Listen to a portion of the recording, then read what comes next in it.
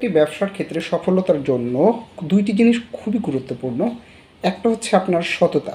আপনার প্রোডাক্ট বা জিনিসপত্রের মধ্যে সততা বজায় রাখতে হবে। সেটা তৈরি করা, সেটার বিভিন্ন আইনগত বিষয়, বিভিন্ন অনুমতি এগুলো ঠিক রাখতে হবে। আর আরেকটি ব্যাপার হচ্ছে আপনার কাস্টমার বা ক্রেতাদের সাথে সুন্দর ব্যবহার করা। আমাদের দেশের বেশিরভাগ ব্যবসায়ীরা কাস্টমারদের সাথে খুব একটা ভালো ব্যবহার করেন না। ধরুন কেউ 10,000 টাকার জিনিস কিনতে গেছে, আরেকজন 1,000 টাকার জিনিস কিনতে গেছে, দুইজনের সাথে দুই রকমের ব্যবহার তারা করে।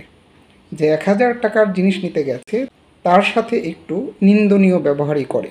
কিন্তু এই 1,000 টাকা নিয়ে যে বাজার করতে গেছে সে যে পরবর্তীতে আপনার দোকানে বা আপনার ব্যবসা প্রতিষ্ঠানে 20,000 টাকার জিনিস কিনবে না, এমন তো আপনি জানেন না। সুতরাং কাস্টমার যে ধরনেরই হোক না কেন তার সাথে ভালো ব্যবহার করুন।